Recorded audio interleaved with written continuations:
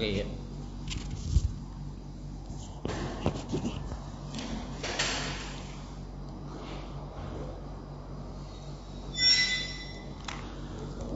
Bismillah.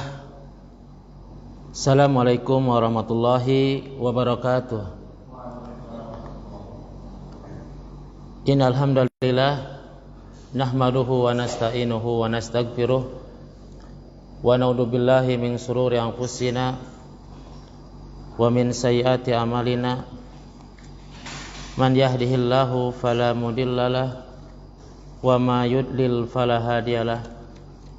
Asyhadu an la ilaha illallah wahdahu la syarikalah wa asyhadu anna Muhammadan abduhu wa rasuluh alladzi la nabiyya ba'da rasulah. Ya ayyuhalladzina amanu taqullaha haqqa tuqatih wa la tamutunna illa wa antum muslimun. Ya ayyuhan nasu taqu rabbakum alladzi khalaqakum min nafsin wahidah wa khalaqa minha zawjaha wa batha minhuma rijalan katsiran wa nisaa'a wattaqullaha alladzi tasaaluna bihi wal arham innallaha kana 'alaikum raqiba. Ya ayyuhalladzina amanu taqullaha wa qulu qawlan sadida yuslih lakum a'malakum wa yaghfir lakum dhunubakum wa may yuti'illaha wa rasulahu faqad faza fawzan adzima amma ba'du. Alhamdulillah, pada kesempatan ini kita bisa berkumpul di tempat yang mudah-mudahan dimuliakan oleh Allah Subhanahu wa taala, dan mudah-mudahan juga pada kesempatan ini kita akan mengkaji sebuah risalah kecil, yaitu kitab Al-Ushul Ats-Tsalatsah, yang dimana para ulama banyak mengambil faidah ya dari kitab yang kecil ini, akan tetapi besar sekali manfaatnya. Bahkan para ulama memberikan satu arahan apabila seseorang ingin belajar masalah akidah, maka terlebih dahulu mempelajari kitab yang Ushul Ats-Tsalatsah ini, karena ini adalah bagus untuk pemula kitab ini ya, baik dikaji. Yang dikarang oleh para ulama ya, yaitu Muhammad bin Abdul Wahhab rahimahullahu ta'ala. Semoga Allah memberikan rahmatnya, semoga Allah mengampuni beliau. Langsung aja ya, kita ke pembahasan pertama adalah tentang Bismillahirrahmanirrahim. I'lam rahimakumullah annahu yajibu alaina ta'allum arba'i masail.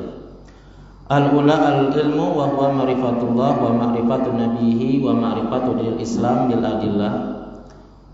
Ats-tsaniyah al-amalu bihi, ats-tsalitsah ad-da'watu ilaihi, ar-rabi'ah as-sabru 'alal adabihi. Para ulama telah memberikan komentar, kemudian juga pengertian, penjelasan tentang kenapa para ulama ketika menulis atau membuat satu karya ilmiah, kitab, diawali dengan basmalah. Di antara faedahnya yang pertama adalah mencontoh Al-Quran, karena Al-Quran itu terdiri dari beberapa surat, yang dimana kebanyakan suratnya diawali dengan basmalah, Bismillahirrahmanirrahim. Kemudian juga mencontoh Nabi kita Muhammad SAW, karena Nabi kita ketika menulis surat maka diawali dengan Bismillahirrahmanirrahim. Ini adalah salah satu faidah dari pengawalan satu tulisan ilmiah dengan basmalah. Apalagi kalau penulis kitab ini dia juga mencontoh ulama-ulama sebelumnya. Kitab-kitab sebelumnya diawali dengan basmalah. Kemudian juga ada yang mengatakan bahwasanya diawali dengan basmalah adalah untuk tabaruk, yaitu mencari keberkahan dari apa yang ia kerjakan, dari perbuatan-perbuatan yang diawali dengan basmalah tersebut. Kemudian juga ada yang mengatakan faedah yang lain adalah al-isti'anah, yaitu meminta pertolongan kepada Allah Subhanahu wa taala dengan ucapan Bismillahirrahmanirrahim. Karena dalam lafaz Bismillahirrahmanirrahim itu mengandung isti'anah, permintaan pertolongan seorang hamba kepada Rabb-nya, yaitu Allah Subhanahu wa taala. Kemudian selanjutnya adalah i'lam rahimakumullah annahu yajibu alaina ta'allum arba'i masail. Ketahuilah bahwasannya semoga Allah merahmatimu, kata mu'alif di sini, bahwasanya wajib atas kita mempelajari 4 masalah.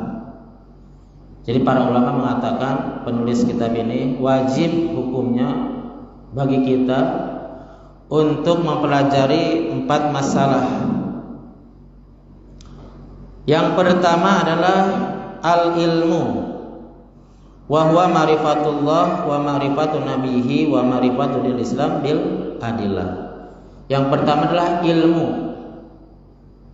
Ilmu yang berkaitan dengan Allah Subhanahu wa taala, kemudian nabinya, kemudian agama Islam, syariat-syariat Islam berdasarkan dalil-dalilnya. Ini yang pertama. Nah, berkaitan dengan pengetahuan tentang Allah, tentang nabinya, tentang agama Islam, ini merupakan bagian dari pengetahuan ilmu syar'i. Bagian dari pengetahuan ilmu syar'i. Berarti kita wajib hukumnya untuk menuntut ilmu syar'i berkaitan dengan pengetahuannya tentang Allah, nabinya, kemudian syariat Islam secara keseluruhan. Para ulama telah banyak memberikan definisi tentang ilmu. Di antaranya ulama yang lain mengatakan ilmu itu adalah qala Allahu wa qala rasuluhu, yaitu firman Allah dan sabda Nabi kita Muhammad sallallahu alaihi wasallam itu dikatakan ilmu. Kemudian juga ilmu ini di antaranya ilmu syar'i adalah memang berputar kepada Al-Quran, hadis Nabi, kemudian ijma, kemudian qiyas yang sahih. Nah, ini adalah urutan hujjah ilmu dalam kita beribadah kepada Allah Subhanahu wa taala. Pertama berdasarkan Al-Quran, kemudian hadis, kemudian ijma, kemudian qiyas yang sahih. Ini paling akhir qiyas, manakala tidak ditemukan suatu masalah dalam Al-Quran, kemudian dalam hadis, dalam ijma para ulama, para sahabat, maka yang terakhir baru mengkiaskannya. Ini yang jalan terakhir, ilmu berkaitan dengan ilmu qiyas dalam syariat Islam ini. Ilmu syar'i banyak sekali keutamaannya. Ini sebagai motivasi buat kita agar kita terdorong untuk mempelajari ilmu syar'i. Di antaranya adalah firman Allah Subhanahu wa taala berkaitan dengan keutamaan ilmu syar'i adalah firman Allah Subhanahu wa taala, yarfa'illahu ladina amanu minkum waladina utul ilma darajat. Allah Subhanahu wa taala akan mengangkat derajat orang-orang yang berilmu dengan derajat yang sesuai dengan kadar iman dan ilmu tersebut oleh Allah Subhanahu wa taala. Di dalam ayat ini mengandung faedah bahwasanya siapa saja yang beriman, berilmu beriman, maka Allah Subhanahu wa taala akan memberikan derajatnya di dunia kemudian juga di akhirat berdasarkan ilmu ini.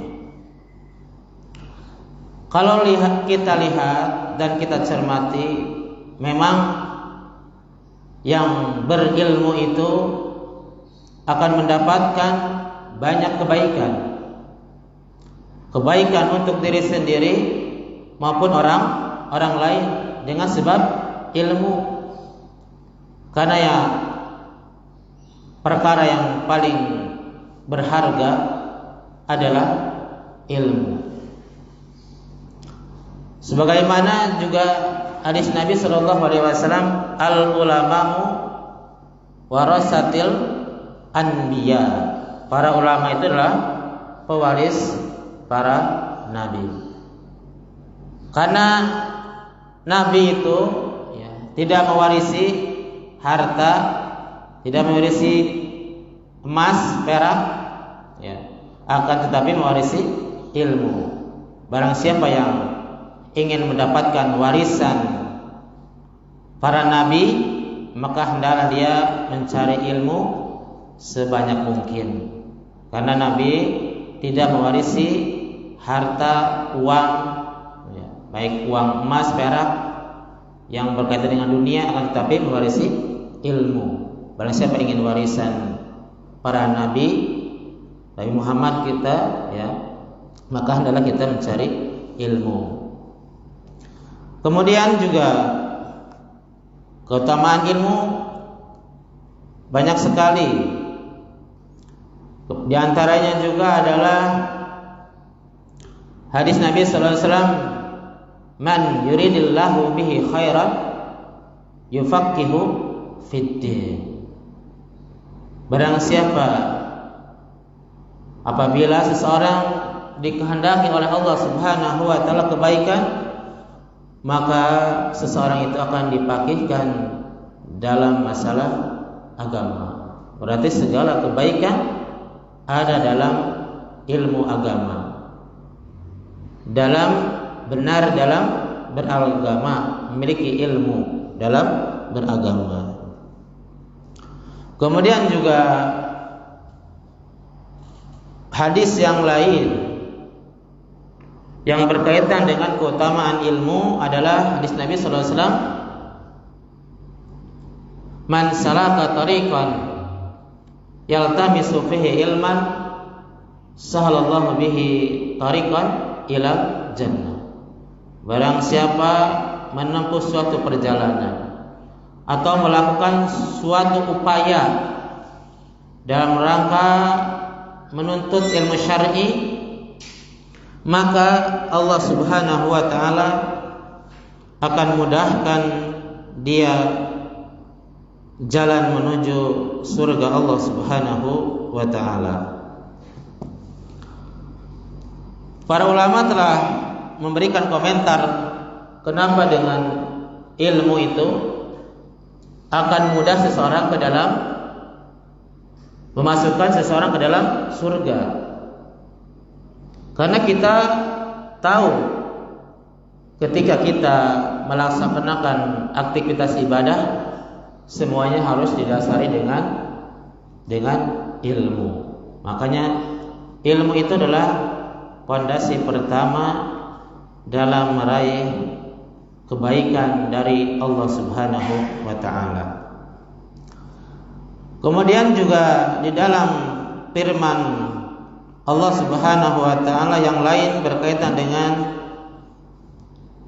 keutamaan ilmu syar'i adalah firman Allah Subhanahu wa taala, "Wa ma kanal mu'minuna liyanfiru kafatan falaula nafara min kulli firqatin minhum ta'ifatun liyatafaqahu fid din wa liyundiru qaumahum idza raja'u ilaihim la'alahum yadharun."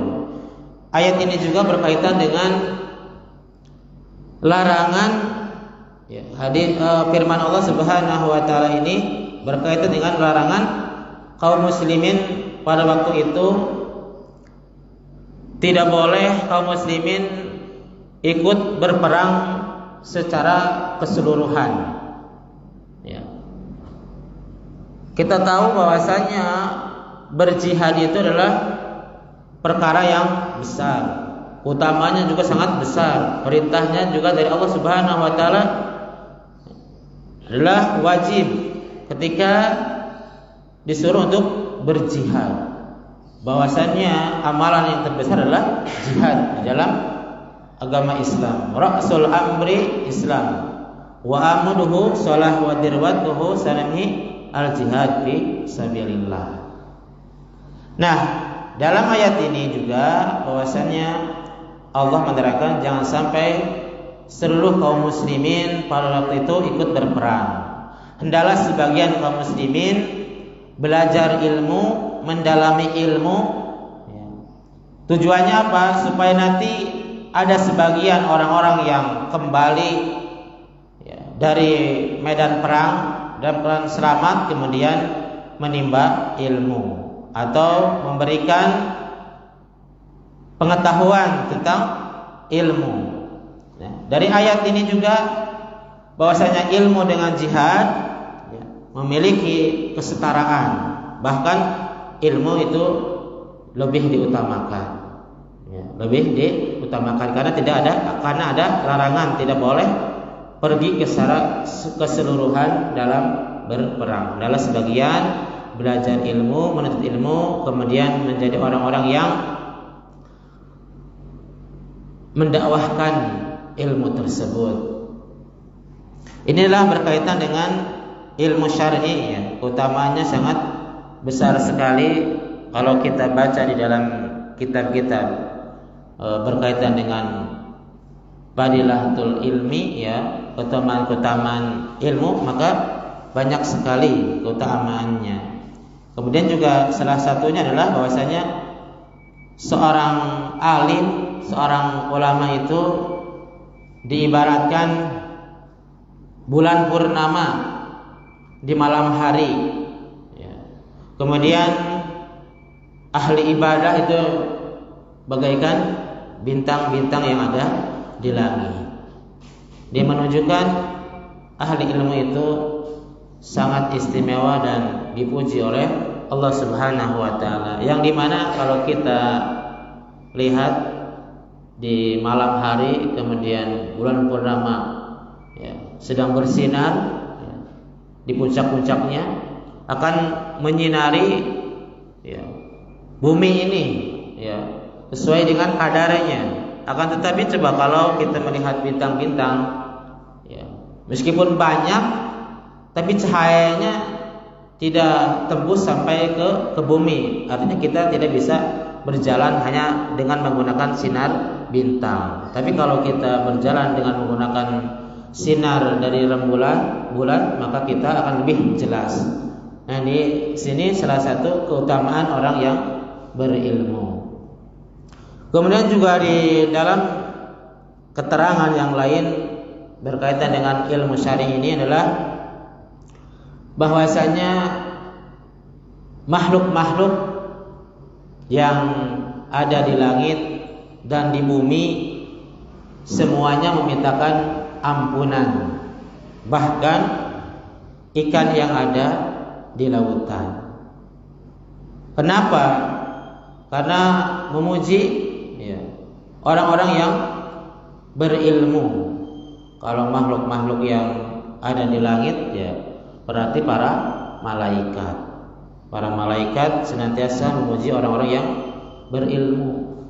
Kalau makhluk-makhluk yang ada di atas bumi seperti kita manusia diantaranya, memang benar ya, kita selalu mendoakan orang-orang yang berilmu dengan ucapan rahimahullah, hafidahullah.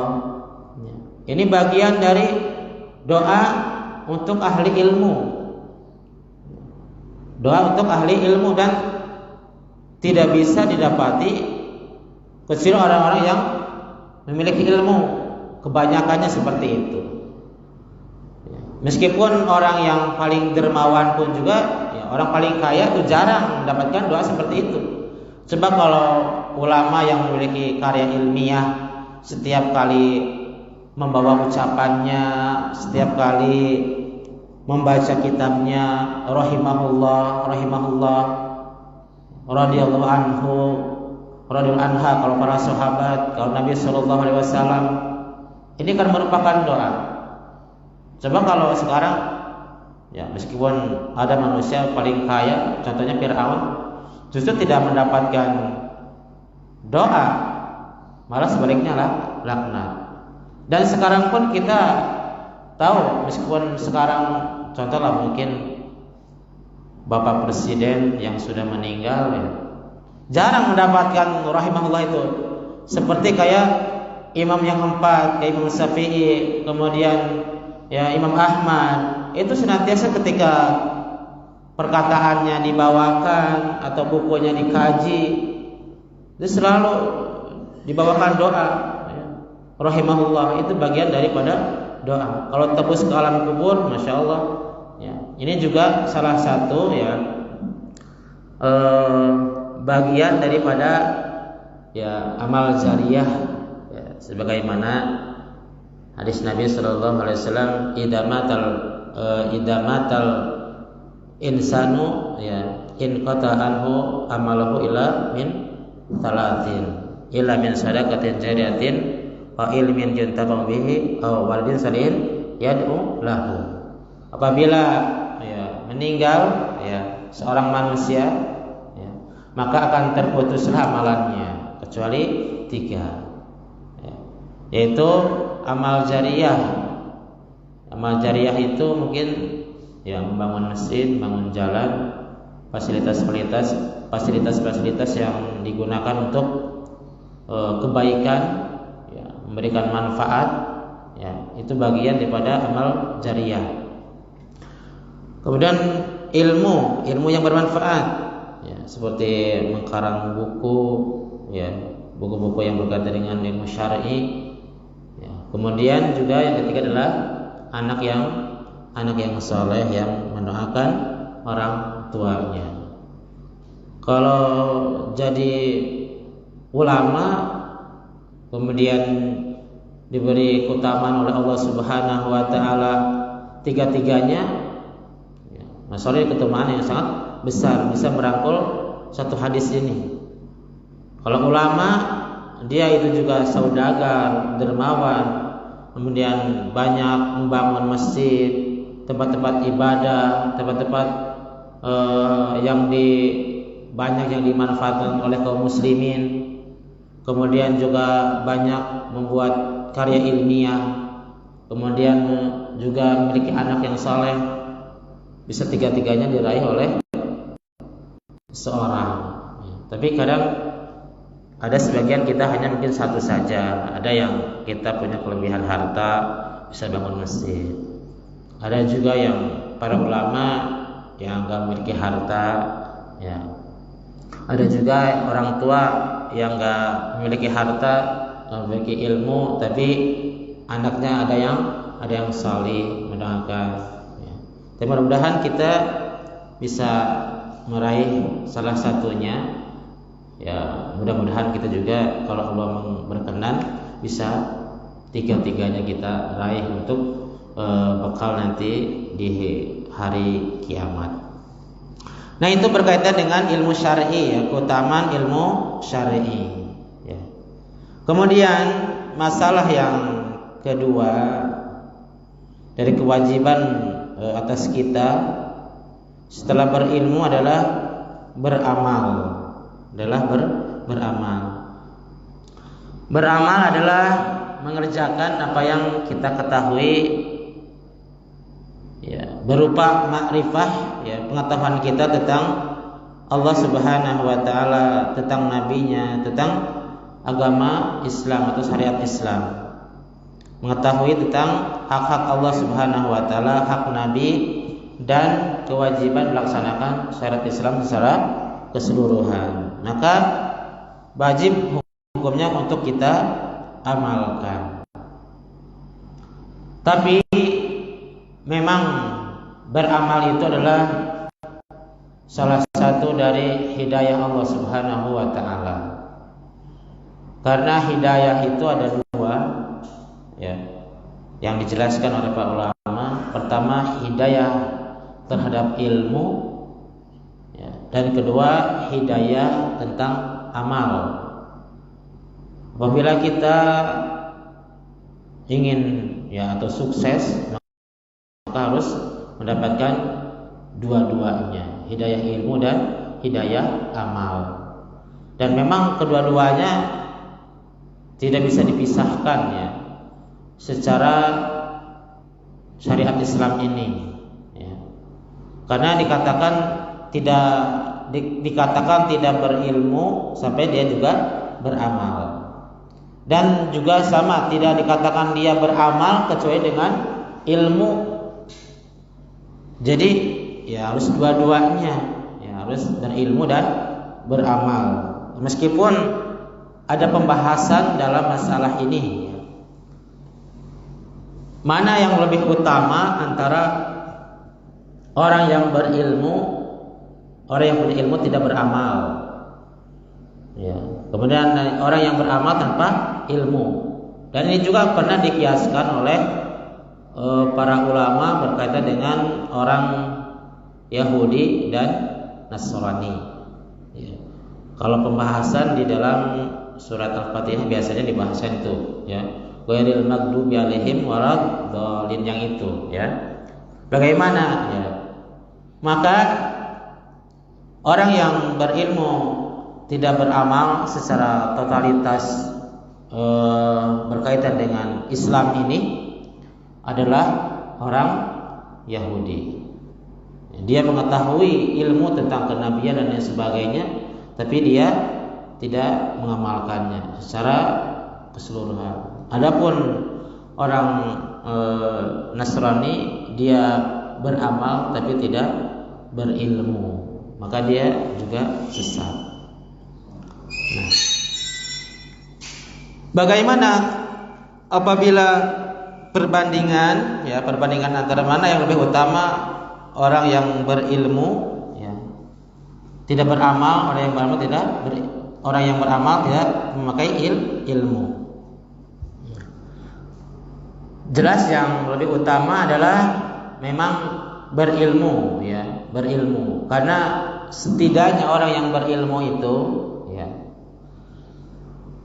akan terbebas dari beberapa hal untuk urusan dunia. Juga berilmu itu lebih utama dibanding dia juga hanya sekedar beramal. Ini dari sisi perbandingan, bukan berarti yang berilmu nggak beramal itu boleh, bukan seperti itu, ya. Tapi kalau kita lihat memang dunia mengatakan orang Yahudi itu lebih berpengaruh keilmuannya karena dia itu cerdas, ya, dibanding orang-orang yang lain yang selain golongan dari Yahudi. Itu dari sisi kelebihan, ya, ilmu itu, ya. Bahkan mungkin juga kalau seorang berilmu itu, ya, untuk bisa lebih untuk kembali kepada Allah Subhanahu wa taala. Dalam bertobat juga, ya, sama, ya, memiliki ilmu, ya. Karena ilmu itu, ya, pengetahuan. Meskipun mungkin, ya, ada yang mengamalkan dan ada yang tidak. Tapi secara utamaannya berilmu itu jauh lebih baik, baik dengan urusan dunia maupun akhirat, dan lebih cepat ya, itu berkaitan dengan ilmu dan amal. Kemudian yang ketiga, kewajiban kita setelah berilmu kemudian beramal kemudian adalah berdakwah, yaitu mengajarkan ilmu kepada yang lain. Berdakwah, mengajarkan ilmu, memang Allah Subhanahu wa taala telah memberikan pujian bagi orang-orang yang mengajarkan ilmu syar'i. Di antaranya adalah firman Allah Subhanahu wa taala, "Qul hadhihi sabili ad'u ilallahi ala basiratin ana wa man tabani wa subhanallah wa ma ana minal musyrikin." Di dalam ayat ini ada perintah adalah untuk kita menyeru kepada Allah di atas ilmu, di atas agama Islam ini. Berarti perintah di sini, barang siapa yang mengerjakan perintah Allah berarti ada dalam ketaatan. Jadi orang yang menyeru kepada jalan Allah adalah orang yang melaksanakan kebaikan, karena ada perintahnya, mengajarkan Al-Quran, mengajarkan ilmu akidah, ilmu fikih yang berkaitan dengan ilmu syar'i. Maka inilah salah satu bentuk dari pengamalan firman Allah Subhanahu wa taala, karena menyeru perintah Allah Subhanahu wa taala. Oleh sebab itu, menyeru kepada kebaikan Allah Subhanahu wa taala melalui lisannya Rasulullah sallallahu alaihi wasallam mengatakan, "Man dalla ala khairin kana lahu mislu ajri fa'ilihi." Barang siapa yang menunjukkan kepada kebaikan, maka pahalanya seperti orang yang mengerjakan. Kalau kita mengajarkan seorang anak Al-Fatihah sampai lancar, kemudian dia senantiasa baca terus, maka yang mengajarkannya itu akan mendapatkan pahala apa yang anak tersebut baca.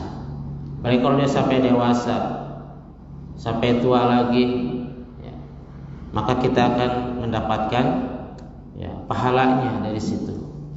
Ini berkaitan dengan keutamaan orang yang mengajarkan ilmu, mendakwahkan ilmu kepada yang lain. Tapi kalau di dalam kitab tauhid memang ada juga pembahasan tentang masalah dakwah. Tapi dalam kitab tauhid lebih cenderung ketika berdakwah itu yang diutamakan adalah seseorang itu bisa mengenal Allah Subhanahu wa taala, bisa melaksanakan hak-hak Allah Subhanahu wa taala. Di antaranya hak Allah adalah supaya manusia hanya beribadah kepada Allah Subhanahu wa taala. Dan memang seperti itulah agama para nabi dan rasul, yaitu mengajarkan yang pokok-pokok dalam masalah agama Islam ini. Meskipun kalau di dalam hadis juga mengatakan bahwasanya iman itu adalah bid'un wa sab'una syu'bah. Iman itu sekitar 70 sekian lebih cabang dari keimanan. 70 sampai 80 atau 87 berapa lah, itu berdasarkan hadis. 70 sekian lebih cabang. Nah, dari cabang keimanan tersebut, a'laha qauluhu la ilaha illallah wa adnaha imatatu adani tariq wal haya syu'batu minal iman. Jadi iman ini ya, memiliki cabang. Cabang yang paling utama adalah kalimat la ilaha illallah. Kemudian yang rendahnya adalah menyingkirkan duri dan malu, bagian daripada iman.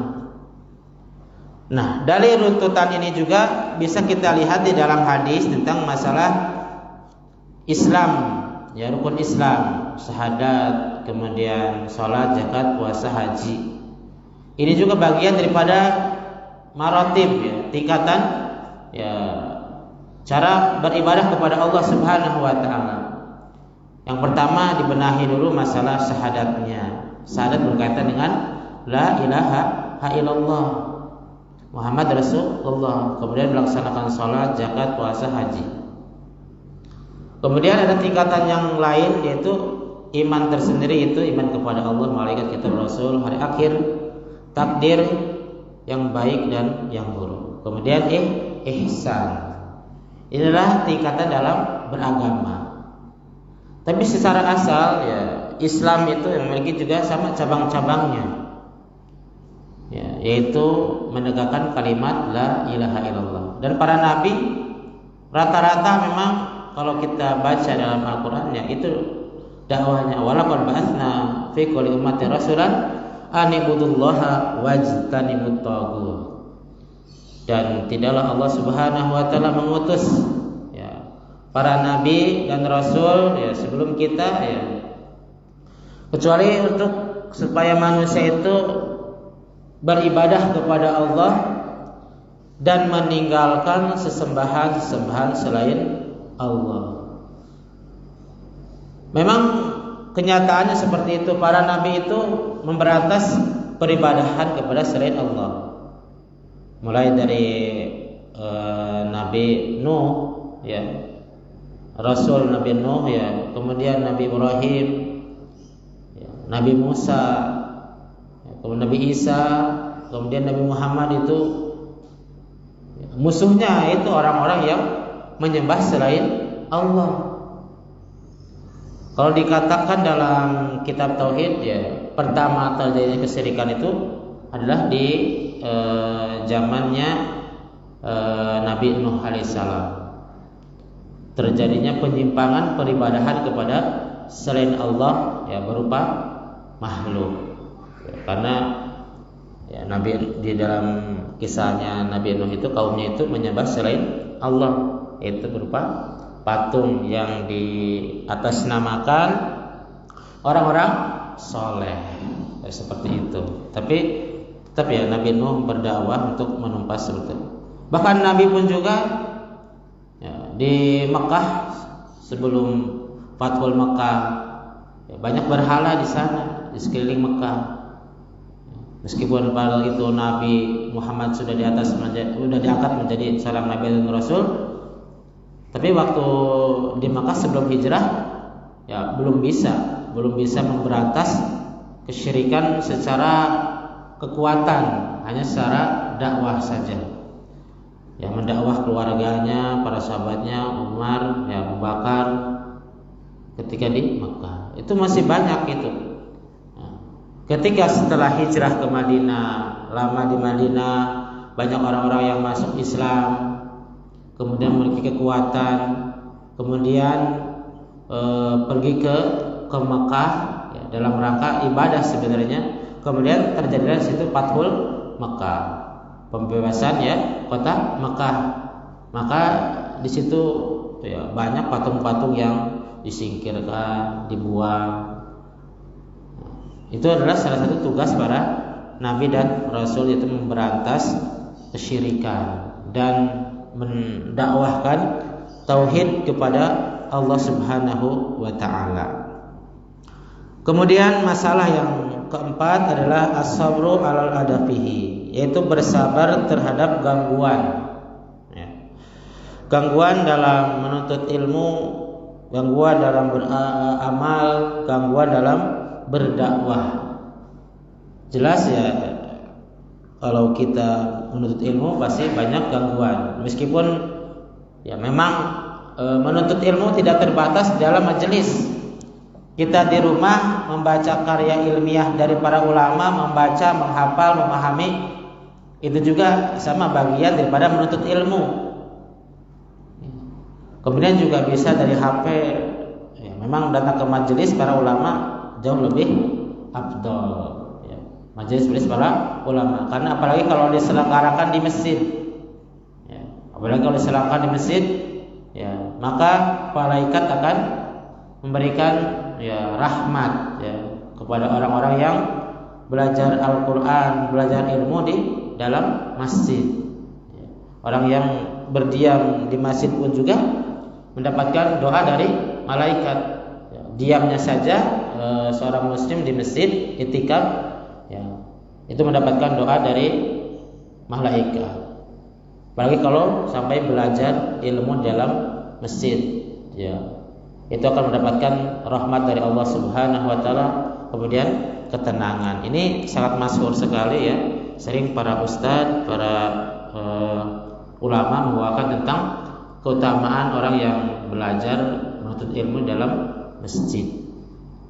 Nah, tapi tidak terbatas ya belajar itu di dalam masjid maupun di rumah, di tempat dagang dan lain sebagainya. Belajar agama itu tidak terbatas.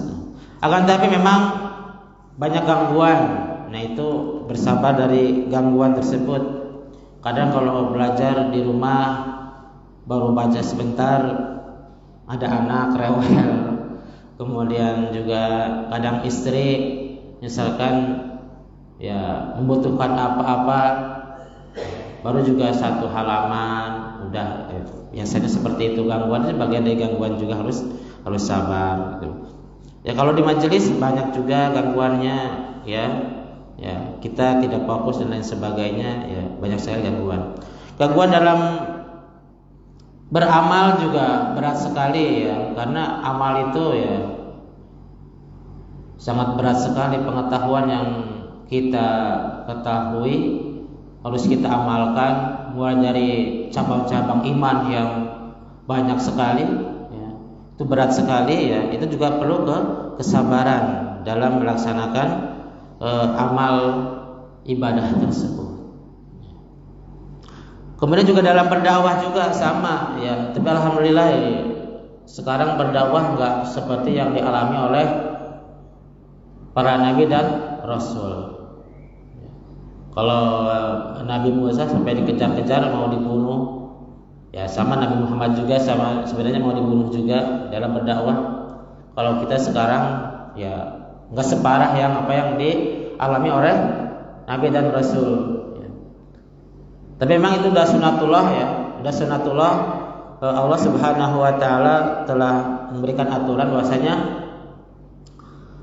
bala yang paling besar yang dialami ya, dalam berdakwah oleh para nabi dan rasul. Kalau kita ya mungkin hanya sekedar ketika berdakwah ya mungkin hanya sekedar di Sendagurau atau di Sibir dan sebagainya ya, itu yang mungkin yang ada ya dalam kita ini, hanya sedikit beda apa yang dialami oleh para nabi dan rasul ketika berdakwah. Sangat berat sekali mereka, sampai kalau Nabi Muhammad itu meninggalkan hartanya ya, itu dari Mekah ya kan, nggak bawa apa-apa. Kemudian para sahabatnya meninggalkan keluarganya juga demi apa ya, demi membela ya agamanya. Kalau kita masih bebas sekarang, kita masih bebas ya. Itu sudah sunatullah juga bahwasanya kita mungkin rendah, dan mungkin juga memang kadar dakwah kita ya memang segitu-gitu juga dakwahnya. Mungkin di kita tuh hanya di majelis yang istilahnya yang sudah pada ngaji, hanya penambahan ilmu. Coba kalau mungkin dakwahnya di pedalaman sana, orang-orang yang mayoritas kental dengan kesyirikan, kufuran, ya mungkin bisa jadi kalau dia tetap maju, ya dia juga akan berat ya dalam tantangan dakwah. Kalau dakwah sekarang ya nggak terlalu berat. Apalagi kalau dakwah di media kita hanya share aja, paling hanya sekedar komen atau lain sebagainya yang istilahnya negatif seperti itu atau ketidaksukaan. Tapi enggak, kalau untuk secara fisik sekarang jarang sekarang, karena sekarang negaranya negara hukum juga gitu ya. Beda kayak para nabi dan rasul yang mereka berdakwah itu cobaannya sangat berat sekali ya.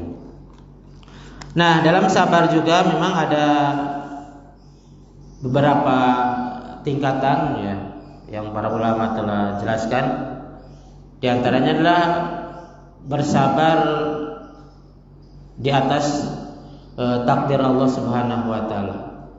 Bersabar terhadap takdir Allah Subhanahu wa taala yang baik dan yang buruk. Terutama yang buruk. Kita perlu sabar. Kemudian juga ya bersabar dalam ketaatan kepada Allah Subhanahu wa taala. Kemudian yang ketiga, bersabar dalam meninggalkan larangan Allah Subhanahu wa taala. Ini juga perlu kesabaran. Ketika dihadapkan kepada kita sesuatu yang diharamkan, ya, maka perlu kesabaran untuk tidak menyentuhnya dan memakainya kalau itu sesuatu barang dan ya lain sebagainya. Kemudian lanjutan dari perkataan penulis ini, wa dalilu qauluhu ta'ala bismillahirrahmanirrahim wal asri innal insana lafi khusrin illa alladziina amanu wa amilus solihati wa tawassaw bil haqqi wa tawassaw bis sabri.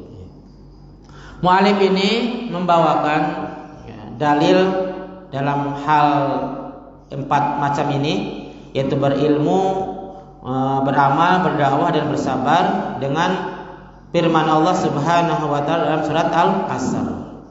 Wal asri, demi masa sesungguhnya manusia dalam keadaan merugi. Ilal ladina amanu, kecuali orang-orang yang beriman, beramal soleh, wa amilus solihati, wa tawassaw bil haqqi, wa tawassaw bis sabri, dan saling berwasiat dalam kebenaran dan kesabaran. Tapi di sini tidak ada gambaran atau ayat secara ini ya tentang ilmu. Ilal ladina amanu ya. Langsung wa amilus solihati wa tawassaw bil haqqi wa tawassaw bis sabri. Kalau amal ada ya di sini, beramal soleh ada. Kemudian berdakwah ada ya, wa tawassaw bil haqq wa tawassaw bis sabri ada. Nah, yang ilmu yang dari mana ngambilnya? Ini juga perlu pemahaman yang dalam ya. Mana dalil yang menunjukkan tentang ilmu dari ayat ini? Maka ngambilnya dari ilal ladina amanu. Diambil dari ilal ladina amanu. Kenapa? Karena para ulama mengatakan, tidakkah seseorang itu beriman dengan baik dan benar kecuali didasari dengan ilmu. Jadi dalil berilmu itu dari ilal ladina amanu. Jadi tidakkah seseorang itu baik imannya, beriman kecuali berdasarkan dengan ilmu. Jadi ayat ini sangat pas sekali pendalilannya ya, tapi perlu dikaji secara dalam. Secara zahir tidak ada, tapi secara makna ya ada itu ilal ladina amanu ya, orang-orang yang beriman. Nah, beriman itu iman yang baik dan benar pasti memiliki ilmu atau berilmu. Kemudian juga ya, perkataan Imam Syafi'i, qala Asy-Syafi'i rahimahullahu taala, law ma anzalallahu jatan ala khalqihi ila hadhihi surata lakafathum. Seandainya Allah Subhanahu wa taala hanya memberikan hujah ayat ini bagi makhluknya niscaya mencukupi. Apakah memang ayat ini cukup untuk syariat seluruhnya? Tidak ya. Ayat ini ya, hanya sebagai dorongan ya, untuk kita berilmu, ya, beramal, kemudian berdakwah dan bersabar. Ini hanya 4 saja dorongan dari ayat ini itu ya, bukan mencukupi seluruh ya, dalil berkaitan dengan ibadah, bukan. Karena ibadah sholat ada lagi dalilnya, ibadah haji ada lagi dalilnya. Ini hanya dorongan untuk 4 hal tadi, yaitu menuntut ilmu, kemudian beramal, berdakwah dan bersabar. Di dalam kandungan ayat surat Al-Asr ini. Kemudian perkataan Imam Bukhari, wa qala Al-Bukhari rahimahullahu taala, babun al-ilmu qabla al-qawli wal amal. Wa dalil qauluhu ta'ala fa'lam annahu la ilaha illallah wastaghfir lidambik. Fabada bil ilmi qabla al-qawli wal amal. Telah berkata Imam Bukhari rahimahullah taala bab tentang ilmu sebelum berucap dan beramal. Dalilnya adalah firman Allah, fa'lam annahu la ilaha illallah wastaghfir lidambik. Ketahuilah bahwasanya tidak ada sembahan yang berhak diibadahi dengan benar kecuali Allah, wastakbir lidambik, dan mintalah ampun terhadap dosa-dosamu. Fabada bil ilmi qabla al-qawli wal amal. Hendaklah dimulai dengan ilmi sebelum berucap dan beramal. Ini salah satu ya keutamaan atau motivasi untuk menuntut ilmu ya. Hendaklah kita berilmu dulu sebelum beramal. Kemudian matan selanjutnya dari kitab ini adalah i'lam rahimakumullah annahu yajibu ala kulli muslimin wal muslimatin ta'allumu sarasih hadi masail wal amalu bihinna. Ketahuilah, semoga Allah merahmatimu, bahwasanya wajib bagi setiap muslim dan muslimah untuk mempelajari 3 masalah ini dan mengamalkannya. Masalah yang pertama, al-ula anallah khalaqana wa razaqana wa lam yatrukna hamalan bal arsala ilaina rasulan faman atahu dahlul jannah wa man asahu dahulan nar. Jadi masalah yang pertama adalah kita harus mentaati Rasulullah sallallahu alaihi wasallam. Mentaati Allah Subhanahu wa taala, mentaati Allah dan Rasulnya ya, yang pertama. Karena Allah Subhanahu wa taala yang telah menciptakan kita, yang telah memberikan rezeki kepada kita, dan Allah pun juga tidak meninggalkan kita begitu saja. Jadi Allah itu menciptakan kita, mengatur kita, memberi rezeki kepada kita, kemudian tidak meninggalkan begitu saja. Seperti ya hewan-hewan. Kalau hewan kan kita rata-rata ya cukup hanya dikasih makan, dikasih perlindungan, dikasih tempat tinggal. Tapi kalau manusia bukan sampai di situ aja. Akan tetapi ya, Allah mengutus Rasulnya. Ya, mengutus Rasulnya. Barang siapa yang mentaati maka akan masuk surga. Dan barang siapa yang bermaksiat, mendurhakainya, maka dia akan masuk neraka. Di dalam hadis pernah saya baca tentang masalah mentaati Allah Subhanahu wa taala dan Rasulnya. Kullu ummati yadkhulul jannah illa man aba. Qalu wa man yaba? Qala man ata'ani yadkhulul jannah wa man asani faqad aba. Ini salah satu hadis juga ya. Ya. Tentang setiap manusia itu akan masuk surga kecuali yang enggan. Barang siapa yang mentaati Rasul, maka dia akan masuk surga. Dan barang siapa yang tidak mentaati Rasul, maka dia enggan ingin masuk surga. Berarti kita bisa mengambil kesimpulan syarat ingin masuk surga adalah mentaati Rasulullah Shallallahu Alaihi Wasallam.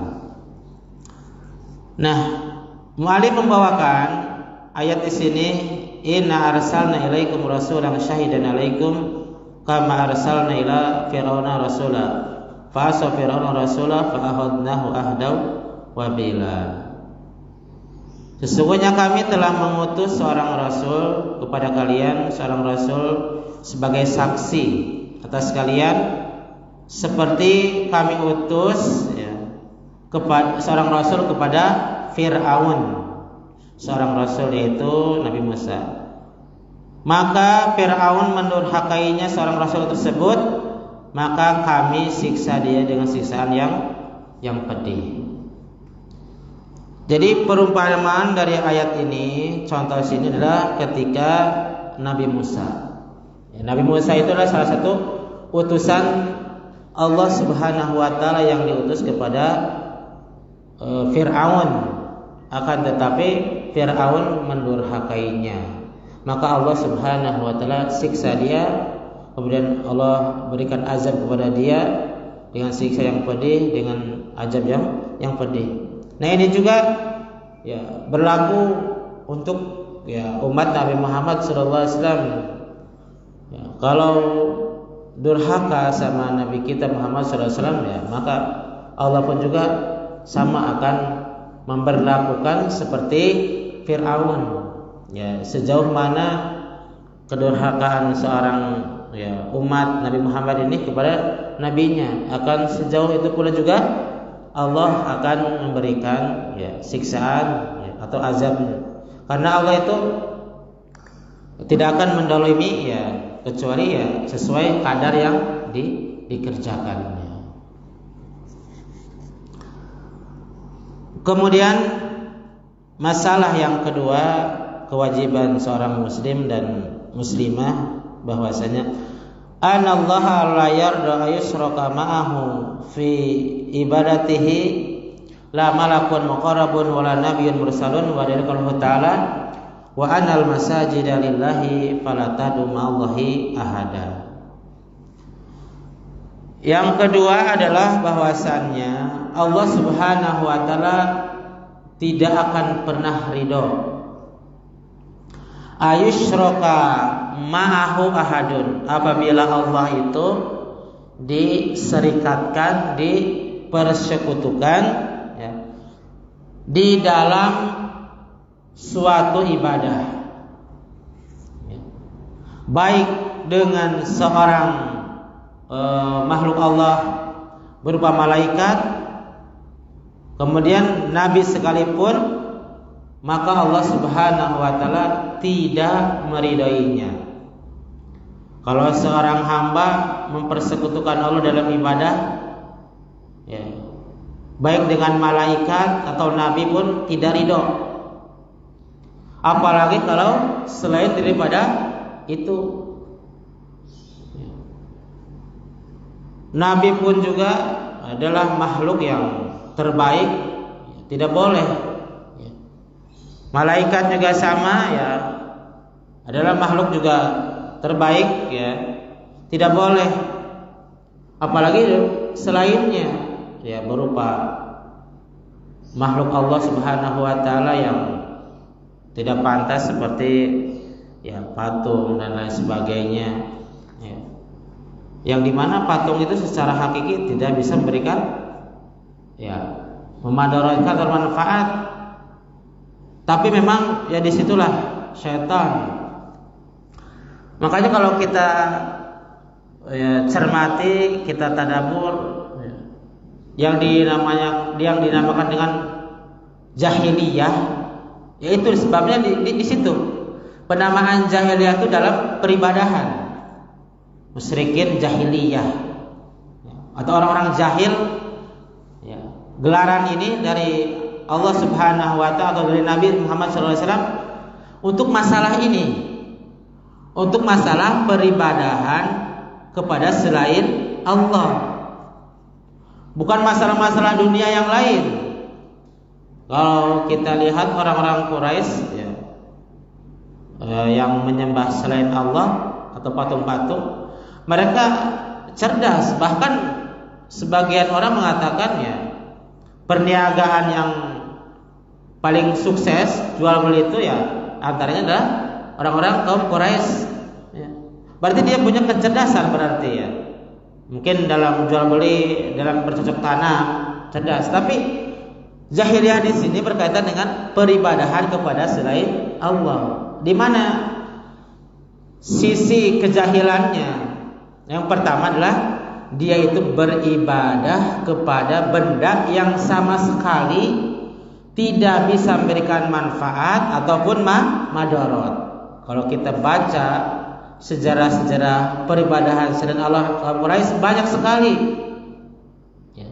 Ada berupa patung dari kayu, patung dari ya mungkin batu. Bahkan pernah dengar roti pun bisa dijadikan patung, mungkin digambar dulu ya kemudian dibawa. Itu ada yang seperti itu. Logikanya memang kita di mana kan, sesuatu yang tidak bisa memberikan manfaat ya kenapa harus disembah seperti itu. Dan itu memang terjadi, dialog itu seperti itu ya. Nabi Ibrahim dengan bapaknya juga, dengan orang-orang yang menyembah selain Allah, itu dialognya seperti itu. Kenapa Bapak kamu sembah ya sesuatu yang tidak bisa memberikan manfaat dan madarat?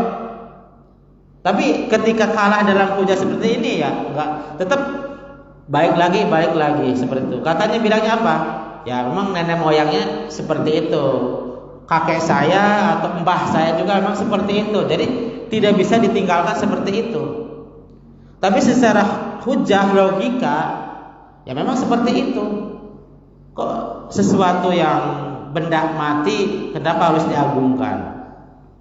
Kenapa harus kita minta kepada ya benda tersebut?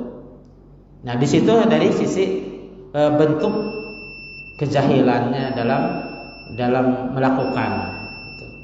Bukan masalah-masalah yang lain. Kenapa dikatakan jahiliyah itu seperti itu? Dia orangnya adalah peribadahan kepada selain Allah Subhanahu wa taala.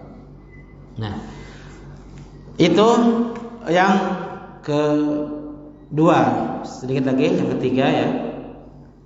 Yang ketiga ini berkaitan dengan masalah yang ketiga, kewajiban seorang muslim muslimah adalah ana man ata'a rasulah wa hadallaha la yajuzu lahu wa la tuman hadallahu wa rasulahu walau kana aqraba qaribin.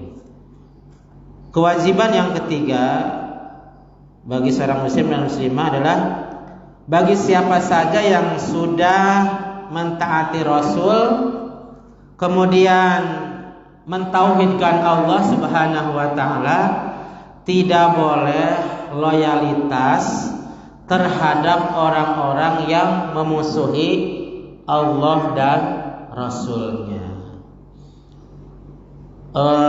Akan tetapi dalam masalah ini itu para ulama telah memberikan penjelasan masalah tentang al-wala wal baro. Kalau para ulama mengatakan masalah ini al-wala wal baro. Walanya di mana, baronya di mana seperti ini. Itu perlu perincian ya. Karena nanti akan imbas dengan kehidupan kita. Bagaimana dengan kita bersikap dengan saudara kita yang menentang tentang sunnah, dakwah sunnah bagaimana? Nah, di situ ada walanya, ada baronya juga yang harus diterapkan. Enggak baro secara keseluruhan, ya, enggak wala juga secara keseluruhan. Di situ kita bermain. Kadang-kadang sebagian orang juga ada ketika ya salah paham ya gitu kan. Apalagi masalah-masalah yang bukan istilahnya besar sekali. Ya, di situ baru terus. Ya, makanya kita sering dengar pembahasan masalah besar bilang tidak salam, tidak apa. Itu kan terlalu apa ya? Terlalu baru secara keseluruhan sampai sekarang tidak salam, tidak silaturahmi dan lain sebagainya, itu ya tidak boleh ya. Kita harus profesional ya, harus adil. Di mana kita baronya, di mana juga kita walanya. Apalagi kalau sampai memutus silaturahmi, hanya masalah-masalah yang dikatakan mungkin nggak terlalu berat sampai baro ya, itu khawatir ya orang yang memutus silaturahmi itu ya diantaranya ancamannya tidak akan memasukkan ke dalam surga, masukannya ke dalam neraka. Orang yang sengaja memutus silaturahmi, apalagi dengan orang tua, naudzubillah ya, seperti itu. Kita harus pintar menerapkan wala dan baro. Di mana kita walanya, di mana kita baronya. Mudah-mudahan yang singkat ini bisa memberikan manfaat untuk kita semua. Karena waktu sudah selesai, kita akhiri saja dengan doa kafaratul majelis. Subhanaka Allahumma bihamdika asyhadu an la ilaha illa anta astaghfiruka wa atubu ilaik. Wassalamualaikum warahmatullahi wabarakatuh.